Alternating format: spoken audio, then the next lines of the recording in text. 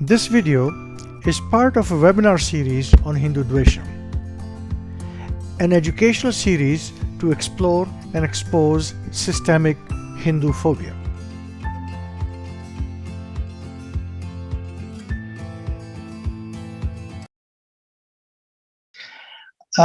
This phenomenon that we have chosen to call Hindudvesha goes by many different names. Hinduphobia is probably the most commonly used term.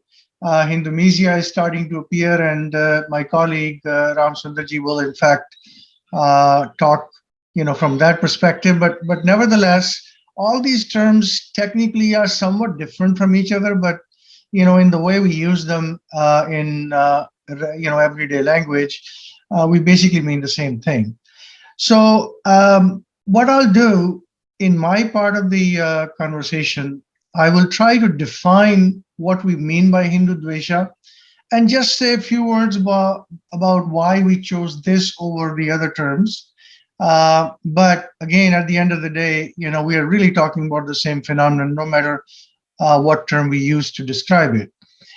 And then once I give a very brief overview of what this phenomenon is, I will show some examples of how it manifests itself in different domains, generally in mass media, but particularly in the social media platforms. And then, of course, I'll hand it over to my colleague to talk about how we're going to go about measuring it and where that effort stands. So with that, I'll launch straight into the into my presentation. The word dvesha and phobia come from different places. Dvesha, as you know, is a Sanskrit term, whereas phobia is a Greek term. Typically, phobia means fear, horror, repulsion, aversion, sentiments like that. Whereas dvesha is more like, it's dislike of something, hatred of something, and of course repulsion and aversion. And it's this area that where they overlap a little bit. Now, the reality is that there's no one afraid of Hindus. We've been taking it on the chin for all this time. We have not responded in the way some of the other communities respond. So no one actually, and so there is really hardly any consequence of exercising this phenomenon on part of those who do. So really, the Hinduphobia is a bit of a misnomer in this space. So we have decided to call it Hindudvesha. But as I said, we're talking about the same basic phenomenon, which really comes out of hatred for us, dislike for us, repulsion, aversion, with some of those sentiments. Okay. So I explained, I think, some of that already. Okay, I think I would. So this phenomenon. I'm just going to go to the last paragraph here. It really is an accusatory rhetoric that treats Hindus as object or patients to be examined and diagnosed as to what's wrong with them. It presupposes that there is something actually wrong with Hindus and Hinduism that cannot be corrected, and therefore it must be obliterated, destroyed, or silenced. Now, this phenomenon emanates from the colonial era. So here is an example from a British historian, James Mill, who wrote a famous book in early 19th century called The History of British India. And he used, these are various terms to describe us in this book that he has used, not necessarily in one paragraph or one chapter, but these are spread throughout his book. Words like imperfect, Hindus are imperfect, they're barbaric, savages, wild, vague, wavering. And I don't have the heart to read through every single word here because it's just so insulting. But monstrous, superstitious, stupid, degraded. You take your take your favorite adjective, and it's there. Literally, the entire book is full of invectives against Hinduism and Hindus, and this was the Bible for British officers, or the young officers who were sent to India to rule over India. So this is what they were reading about us in their preparatory schools and colleges. Now, what are the sources? What are the sources of Hindudvesha? There are at least two, and how it manifests itself in many different channels. But the two typical sources of Hindudvesha are the Christian theology and what we call modernity, the leftist agenda, the Marxist agenda, the so-called ultra liberals. Sort of they fall in the right side. So Christianity believes that they are the true religion. All other religions are false. Therefore, Hinduism is a false religion. We are heathens, we are pagans, and it's a religion that needs to be eliminated. Now, Hindus need to be saved from Hinduism's devilish satanic belief system. Then we have the enlightened modernity. The modernity basically supersedes tradition. So it really wants to obliterate whatever is traditional. And it portrays that reason supersedes revelation. Science takes over superstition. And of course, we fall into all these. We are traditional, we are revelatory, and we are superstitious. Therefore, we must be eliminated somehow. So we need, according to this modernity, we need to be saved or emancipated from Hinduism's backwardness and primitiveness.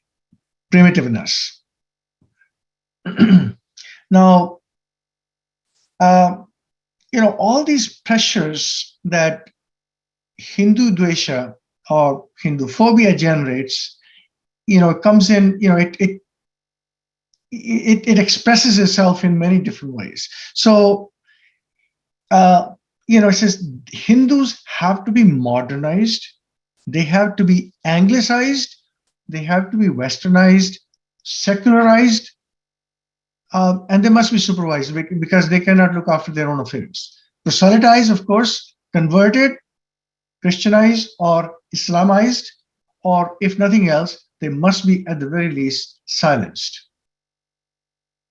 Now, so that is what Hindudvesha is, and how it puts pressure on our psyche and the psychological effect it has on the Hindu society worldwide.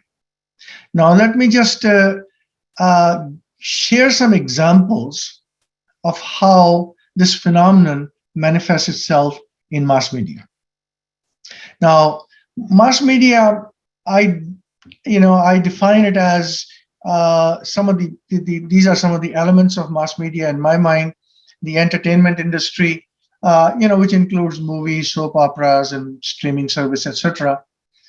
And of course, the social media, which I think no one needs any introduction to these days. And of course, the old media, the books, newspapers, and magazines.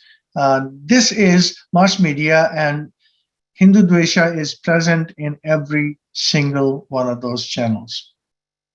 Now, very briefly, we are probably familiar with most of these scenes from our own movies, from Bollywood movies. And I don't need to go over each and every scene here, but basically it either portrays our deities in an insulting light, or shows, our holy men, if you like, in a hypocritical, form, or it shows we are brutal people. And you see this in the bottom, the tilak is shown in such an exaggerated way, and all these people are clearly, the ruffians. They are the ones who are engaged in all sorts of bad things.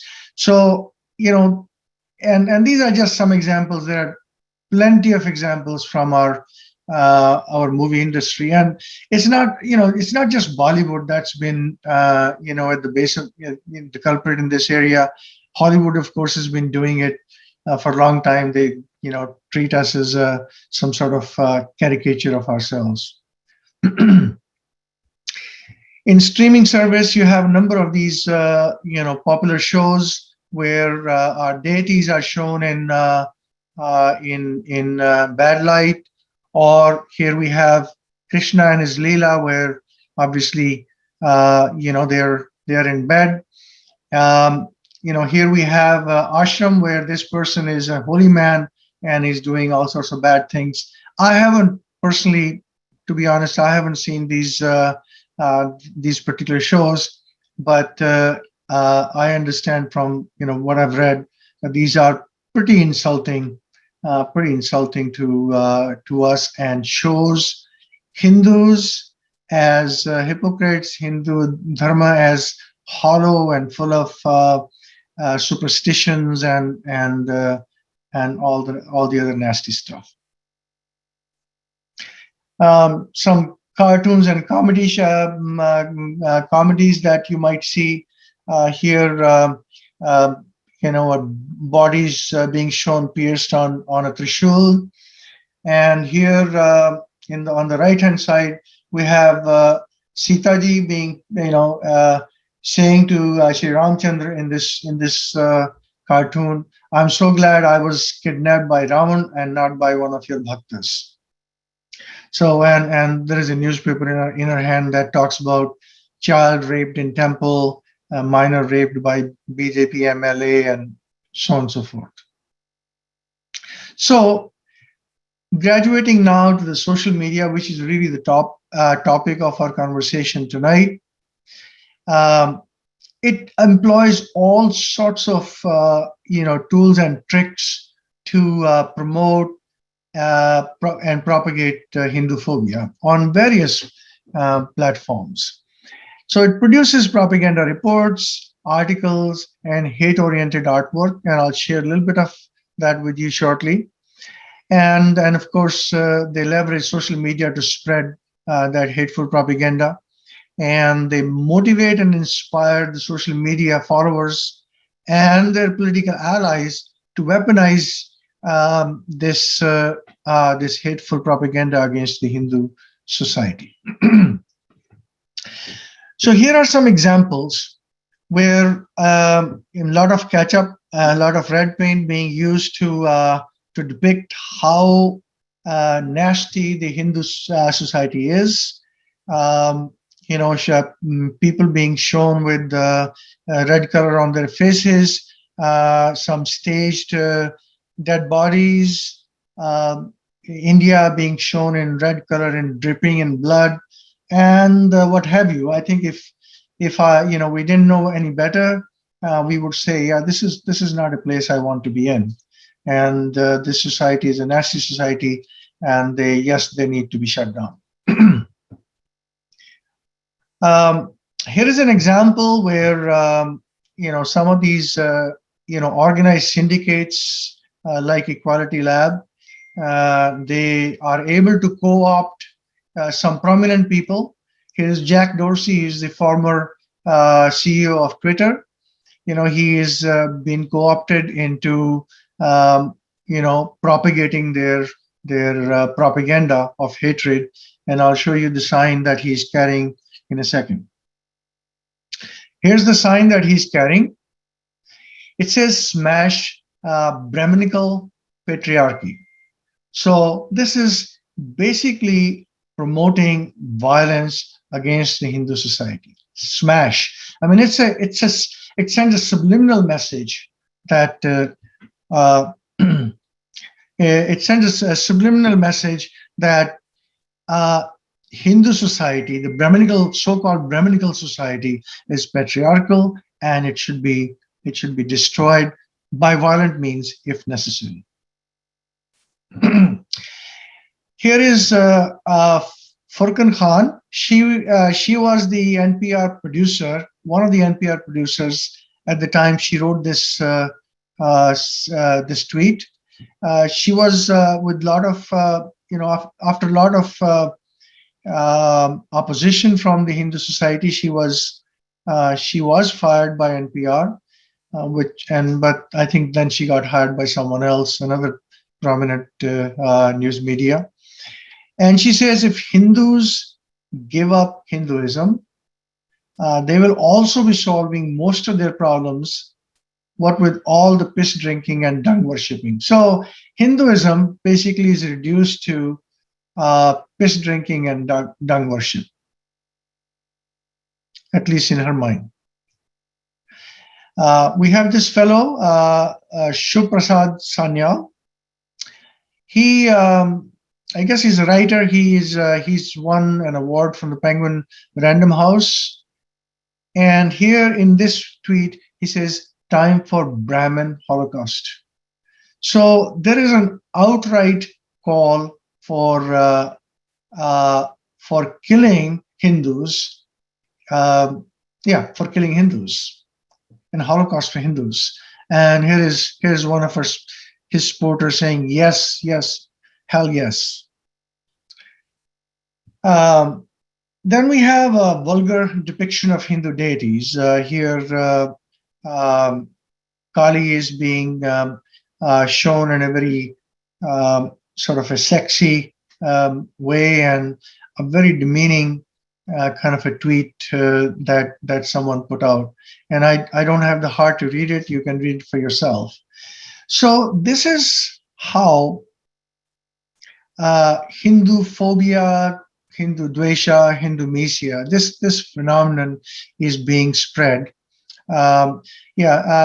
This Cisco case, the caste discrimination case, is another well-known case where they have used the caste trope to basically create an atmosphere of at least questioning our ability to exercise professional judgment. And this is becoming, the caste is becoming a bigger and bigger issue in this society, and it is all promoted, initially at least, through social media. So these are some of the ways in which Hindu Dvesha has been propagated through the society. And of course, then you have their supporters in the regulatory industry, who pick up these causes and then make rules that discriminate against the Hindu society. And this is becoming a big problem for us. So I think that is my last slide, in fact. So with that, so that basically describes what this phenomenon is and how it manifests itself in the world today. So with that, I'm going to close my part of the conversation and hand over to my colleague Ram Sundarji. All right, people. Thanks, Dr. Bansal. Thanks, Hindu University of America. Thanks, Ankur Patel, for giving me the opportunity to present this new approach, which we have been piloting for the last 1 month or so. So I'd like to talk about it. I'm going to spend about 20 minutes explaining what this tool is all about. See, Hindumesia.ai is a tool to counter, anti-Hindu hate. It's an approach that leverages artificial intelligence and related disciplines such as natural language processing, to detect and visualize anti-Hindu hate. The genesis of it actually began about 8 years ago with Mr. Mani Shankar Iyer, the former Congress MP, who made a disparaging remark about Modi's social status as a child tea vendor. This was, I think, leading up to the 2014 election campaign, roughly about 8 years ago. It was quite negative. I think the comment was vicious and, in fact, very condescending with his comments about Modi, not just on this occasion, but on several other occasions after that as well. It kind of provoked me. I wanted to analyzer's thoughts. So I analyzed 150 plus articles of his written in NDTV, and I ran through a machine learning model back in the day, which is important because machine learning was not as mature as what it is today. So I ran it through a model at that point of time, quantified and visualized his writings. It's actually available on public Tableau as well. I'll probably share the link later on. As part of the analytical model built, right, I was able to determine the kind of emotions and sentiments that he exhibits. It was quite negative, no doubt about it. It was revealing for me. I was surprised as to how one can harbor toxic hate against one individual. This exercise kind of provoked me into doing something different. One thing led to another. I ended up picking up this particular idea up. There are many entities and individuals countering anti-Hindu hate today. There are fewer advocacy organizations that do grassroots work. There are folks who have started writing about it on many Indic and dharmic platforms. Hindudvesha is one, India Facts is another one that I know. And there are many webinars, podcasts, and conferences to deal with this menace. In fact, some of us probably attended a conference today called Understanding Hinduphobia. Just today, it was a day-long conference. There are many players right now. I looked around to see what value I could add, wanted to do something different that will complement all the existing efforts. So anti-Hindu hate presents a clear danger, as we all know now, to the Hindu communities throughout the world. I hit upon the idea of tracking online anti-Hindu hate in Twitter. The tool was launched on March 13th, 2022 with basic features. We have few other things in our pipeline. We'll be releasing additional features, improving the model, so on and so forth. But the basic features were released on March 13th. I'll walk you through some of the salient features of this tool, as well as talk about some of the potential uses and benefits of it. I'm an IT executive. I have a background in data analytics. I have a corporate and Big Four consulting background. I have implemented a number of analytic solutions. That's what I do for my day job. Performance management, being one of them. The focus of such solutions, is to provide to the corporate leadership a quantifiable way of measuring performance against goals. Different areas of corporate functions, have their own performance metrics. For example, marketing has its own metrics and goals. Sales would have its own, finance, operations, so on and so forth. Such metrics are presented to the leadership. The tool used for presenting such metrics is actually called a scorecard. As I was actually evaluating the concept of developing an anti-Hindu hate tool, the thought hit upon me about leveraging some best practices from the corporate world. I started asking questions to myself, why not a scorecard? Why can't we measure anti-Hindu hate? Why can't we do it in real time? Why can't we identify, track, and quantify, use it for our own benefit? That's how the global, anti-Hindu scorecard came into existence. It's basically a performance management tool to help direct and focus our efforts at curbing anti-Hindu hate on Twitter. I'm only focusing on Twitter for the time being. It provides an analytical approach to countering anti-Hindu hate. There are many Hindu advocacy organizations who can use such metrics to help with our grassroots advocacy. I'm only hoping the tool will complement their efforts.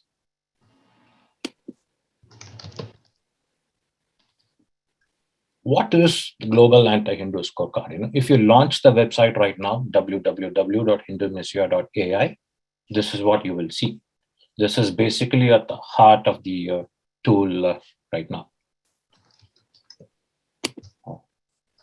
Heart of the tool right now. If you look up the website, this is what people will see too. It consists of aggregate statistics from Twitter on a real-time basis. You have two types of statistics, all segregated in two different sections. One is the daily statistics, which will give you a 24-hour trend in UTC clock, which is the Greenwich Mean Time. And then the monthly statistics, which will aggregate those daily statistics for every month and then give you on a monthly basis. Just about a couple of days ago, we also introduced a filter feature so that you can go and access historic days. And basically you'll be able to access, past data as well. whether it's past month or yesterday or day before yesterday's 24-hour clock, so on and so forth. You could do. We just introduced it. We have a few other features like that lined up, which we'll be introducing in due course. How does this tool kind of work actually? See, we scan Twitter live for tweets, and we select a random sample of tweets based on topics. We are not running a data center here, so we won't be able to access all the tweets that's published out there. We certainly select a random sample of tweets based on topics. It's very important to filter tweets based on topics, because let's just take a few examples. And I don't want to read tweets that are about IPL, or I don't want to read tweets about Russia, Ukraine, NATO, so on and so forth. So we actually filter tweets based on topics that are kind of relevant to us actually. That's what we do at the start. We run those tweets through an AI model that we have developed. The model that we have developed uses an existing pre-trained model that's already available. That's one. Second thing that we do here is we have developed a proprietary anti-Hindu lexicon that flags the tweets as either it's anti-Hindu or not. We also determine the intensity of hate based on some statistics from the model. The model gives you certain statistics. They are called as confidence scores, depends on how you want to call it. You use those confidence scores to classify your intensity of hate, so on and so forth. That's why if you go to a website, you will see toxic, severe, and moderate as three different intensities that we have classified. We take this information, we quantify and visualize it. This is what you see in the website. It's as simple as that actually. It looks very simple, but the implementation of it took us a long time. This is all done in an automated fashion. There is absolutely no manual involvement at all. The concept was developed by me and a very, very close buddy of mine from my cricket playing days here in Chicago helped implement this for me and bring it to actual life. Okay. On this aspect, I do want to drill down a bit more. I keep, getting questions like, how do you do this? Can you share details about the AI model? How accurate are the results? So on and so forth. I do want to put in my explanation here. See, we are preparing a response to some of the questions that came our way, either by tweets or either by, DMs on Twitter or by email. We are preparing a response. We'll update the site with this information in due course. However, I do want to address them here to the best of my abilities. Okay. See, the way AI and ML algorithms work, and I'm sure some of you who have dialed in today probably have a background in AI, ML, and data engineering. So the way it kind of works is, it's a discipline that learns from the past to predict future outcomes. Right? That's what you need to keep in mind about AI and ML algorithms. Again, let me repeat, it's a discipline of learning from the past using historical data to predict future outcomes. Two things to keep in mind here, actually, We use statistical techniques, apply them to this historical data, and build the model. That's how the model actually learns from past data. And we use that model to predict future outcomes. What we did to build our historical data or to put up this model, as I said, we used a pre-trained model. We also used a generic data set that was available to identify what those hate sentiments are. It's unfortunate. It's probably a product of our future work. We don't have a Hindu-phobic data set that's available. So we had to train our model using generic data sets. We trained it with generic data sets. However, we have our own anti-Hindu lexicon, right? So that will help in filtering out only relevant tweets for our own needs, actually. We will only be able to detect anti-Hindu based on the anti-Hindu lexicon that we developed. As I said, that alone is not enough. Just the data set alone is not enough, right? So we have obviously integrated that with the anti-Hindu lexicon so that we only recognize the anti-Hindu sentiment. Another question that comes up is the accuracy of the results, right? It kind of gets a bit tricky here. You need to understand we operate with a sample. Within a sample, let's say we have about 500 tweets. Ramji, 1 second. Are your slides stuck right now? People are making a comment. And also, if you can turn on your personal video camera, we can't see your face. Okay, all right. Can you? My slide is not stuck right now. I'm here only, actually. I'm still talking. On the scan Twitter, the quantity, the funnel. Okay. Yeah, I'm still there. Actually. Yeah. Okay. All right. Yeah. Accuracy of the result. I think I went through the accuracy of the result. So, let's say, we have 500 tweets right now, of the 500 tweets that we read, let's assume that manually we verify all those 500 tweets and we determine about 100 of them are anti-Hindu. This is visual, we look at it as human beings, not as machines, actually. Okay.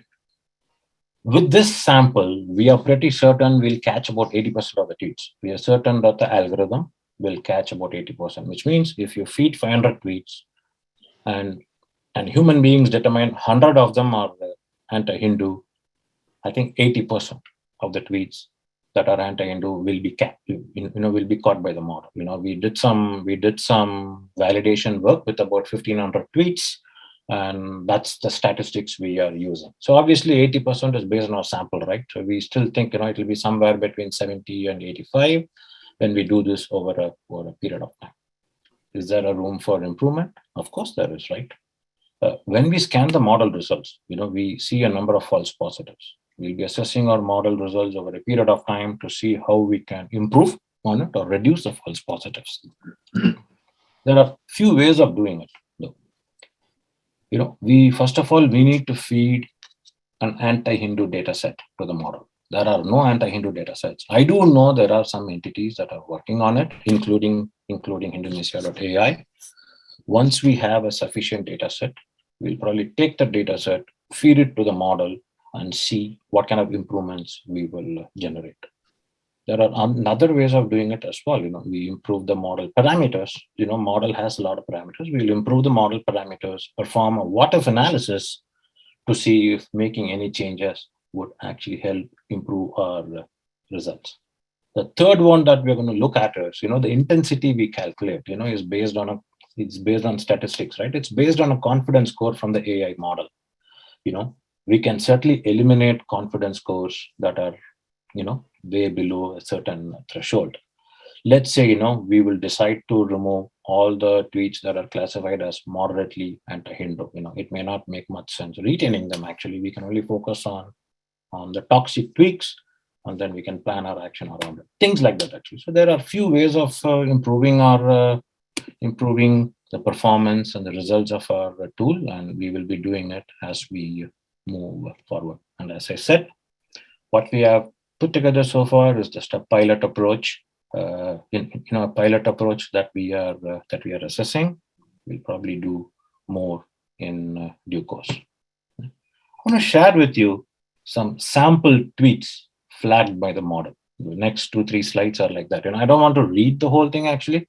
All these tweets were detected by the AI model as we were actually running through it and validating our model. There was no manual intervention in determining anti-Hindu hate on any of these. All these were flagged by the model. Why am I showing all these tweets here, actually? Look at the Twitter handles. I'm going to move, you look at this Longman Gill, there is some guy called Adarsh, you see profanity right at the top. There is Hindutva, there is a there is a fascist categorization of Hinduism. Obviously, there is a very familiar upper caste slur that they use. The usual tropes, pro-Hindu equal to slut, how women are attacked, and look at the Hindutva Brahminical trope that they use. Typical ones, right, that you see. What is important is look at the handle names. These are not the popular handles that we are used to. If you go after Rana Ayubs of the world and Sabah Naqvis, they're not going to tweet any of these, actually. And if you look at them, we will be missing some other important actors. They're probably sitting out there in a corner. The model was able to identify. I guess that's probably one of the advantages of using a machine learning model, where it can go and find things sitting in the corner. Look at these that we were able to flag. This one, I see the one by Vatse, right?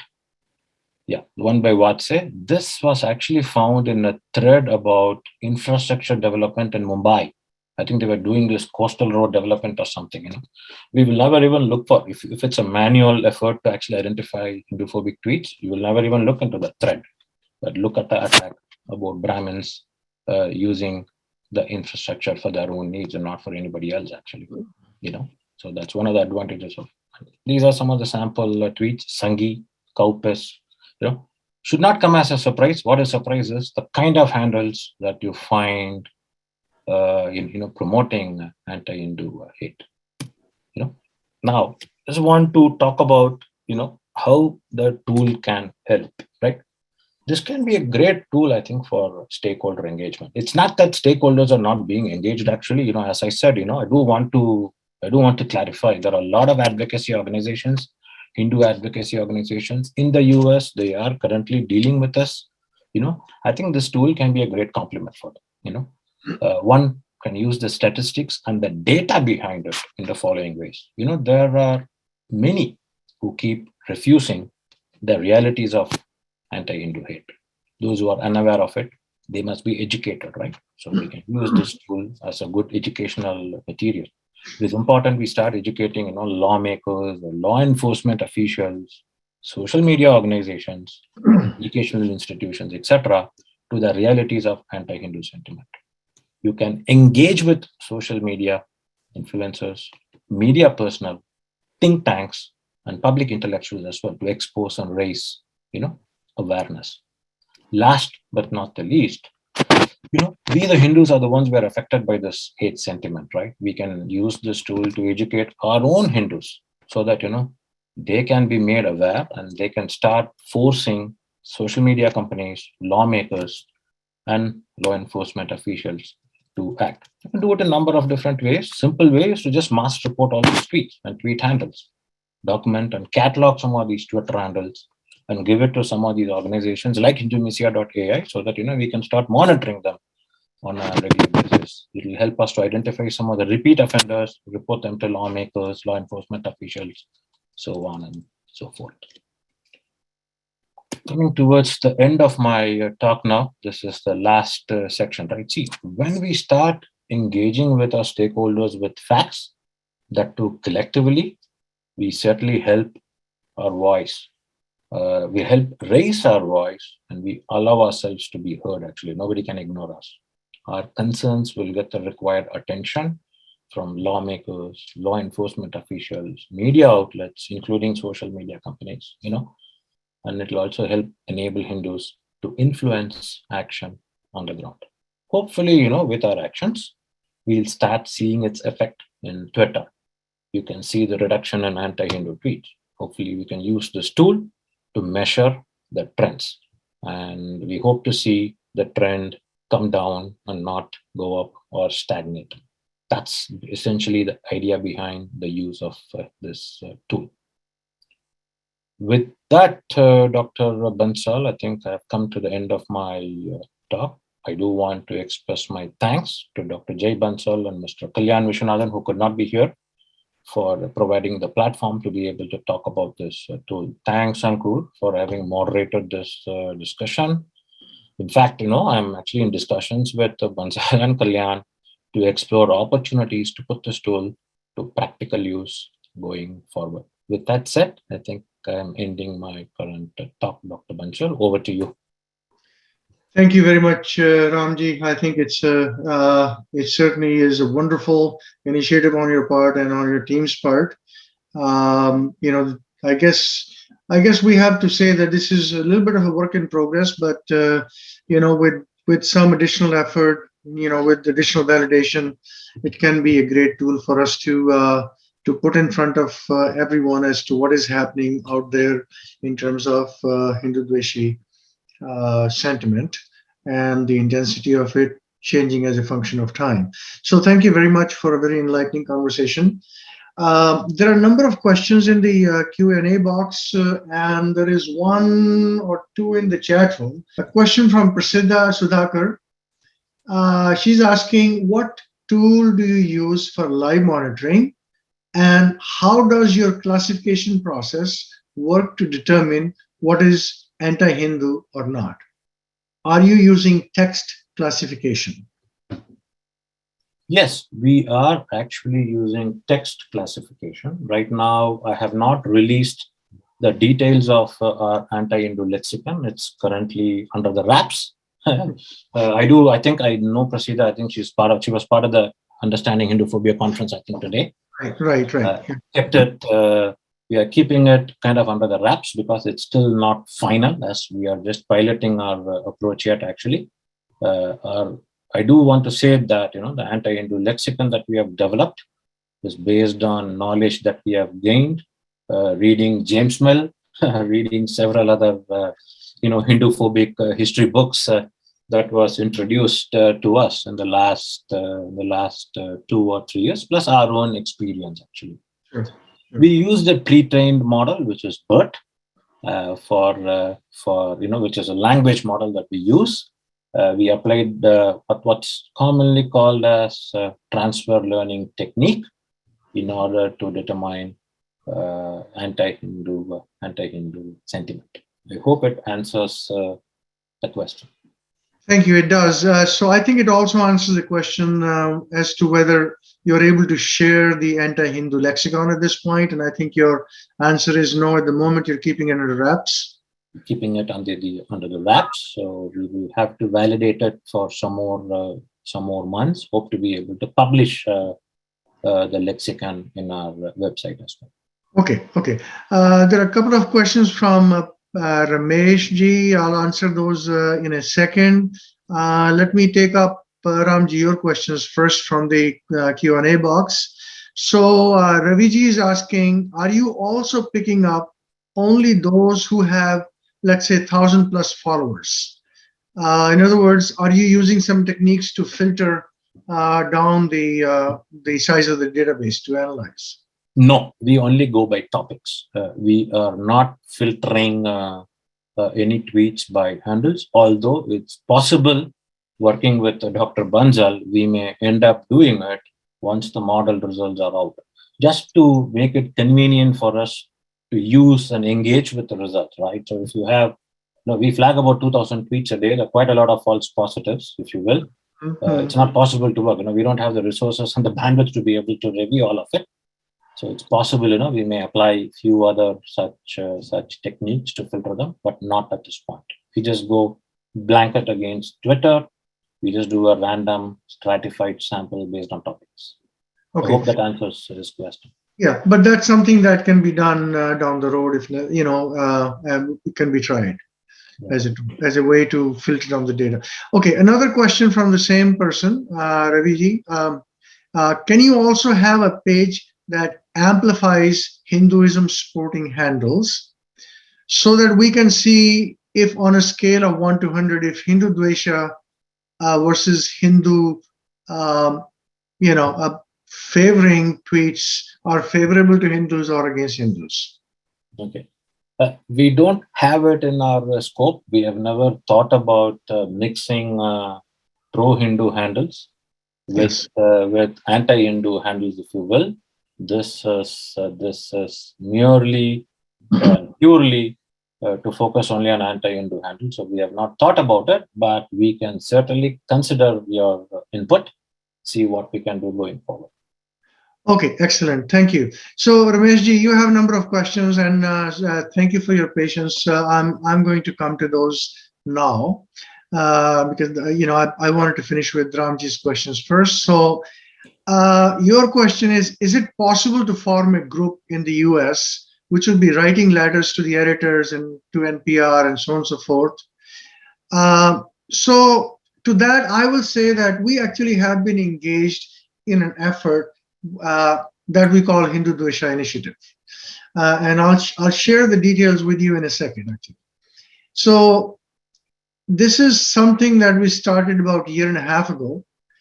And we have, we started out with a handful of volunteers, and now we have close to 25 people working with us.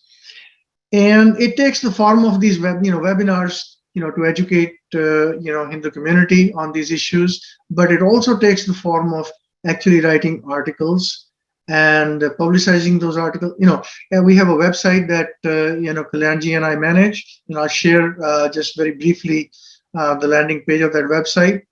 And of course, we have now very recently started uh, publicizing these articles on various social media platforms like Facebook, Instagram, and Twitter. Now, let me just briefly share the screen with you so you can see what it looks like. So this is actually our objective page, what we are about. And I'll just read our vision. So our vision is to educate the society about the phenomenon of Hindudvesha, embedded in the consciousness of the world, and develop Hindu capacity to resist it. So we are basically trying to educate the society, but educating, I think, our own people comes first. And then our mission is to explore and expose any form of Hindudvesha through research, analysis, education, and by responding to it. Now, this is our landing page. Of course, this famous donate now button. We are all volunteers, but it does cost us to maintain these services. But there is a large collection of articles that really talks about how Hindu-Dvesha phenomenon expresses itself, what to do about it. It even talks about some of the historical roots of Hindu-Dvesha, going back to Islamic period, going back to the British colonial period. What I would request everyone, when you have a few minutes, just please go to this website, and I'll give you. I'll put the various handles in the chat room. I would just ask you to please go there and just take a look. Just scan through the material. Okay, and I think you'll be quite impressed with what we with a volunteer team are able to do. But of course, we're always looking for people who have what I call fire in the belly, who are really interested in exposing this phenomenon, putting it out in front of people, have a bit of a flair for writing. You don't have to be a big writer, but you should be able to express your ideas in organized and clear manner. So we're always looking for people who can join our team and be part of this initiative. It is volunteer based, and it'll always be volunteer based. So yeah, please. So Ankurji, if you don't mind, if you could put up a brief survey to see if anyone is interested in being part of this, I'd appreciate it. Thank you. So Rameshji, I do hope that I've answered at least part of your question. If not, please go ahead and pose any part of the question I may not have answered.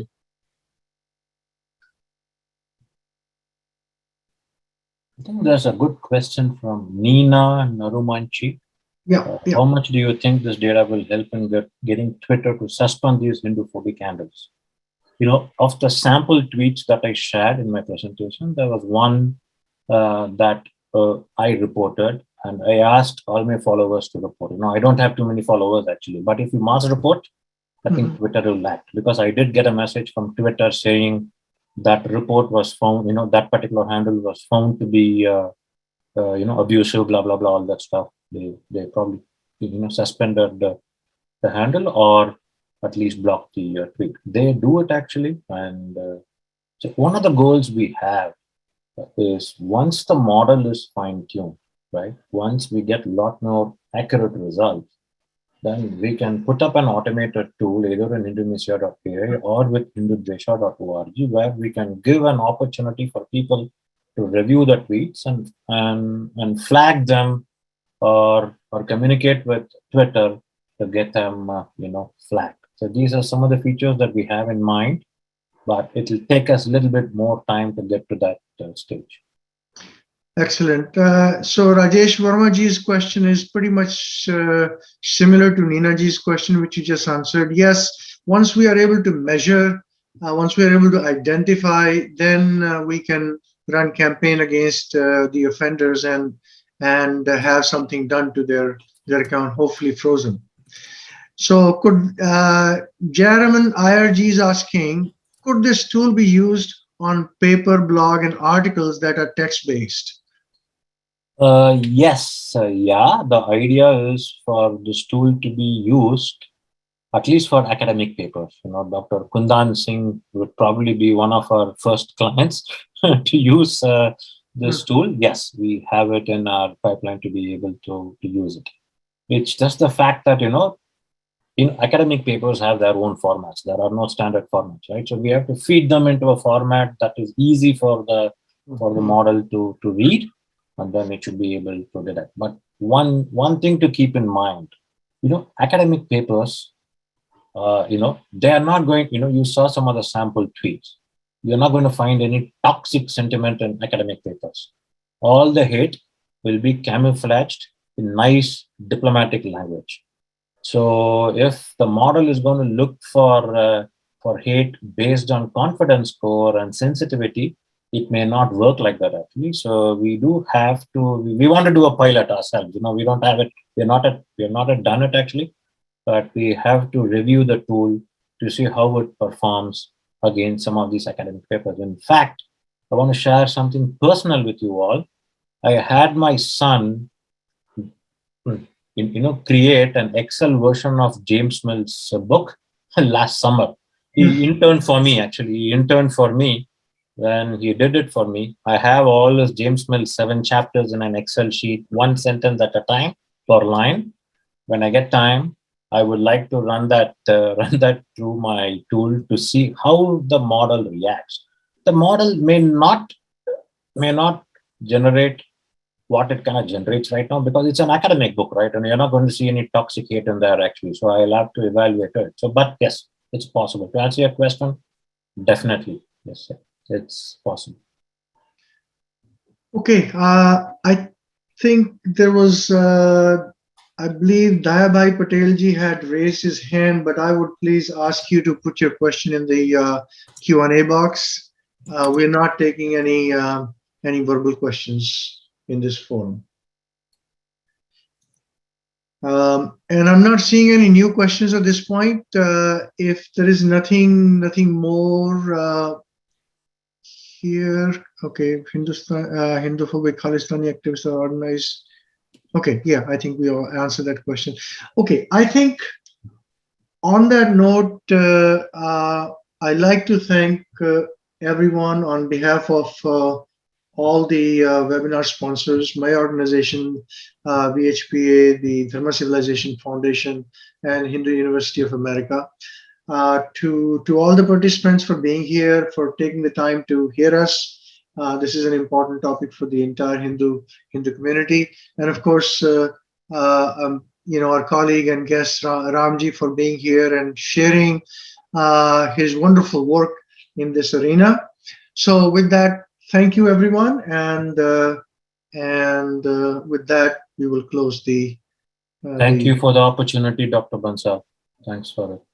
My pleasure. It's wonderful, and we look forward to integrating this tool into. Thanks everybody for participating. Thanks for listening and appreciate it. Namaskar, everyone. Bye.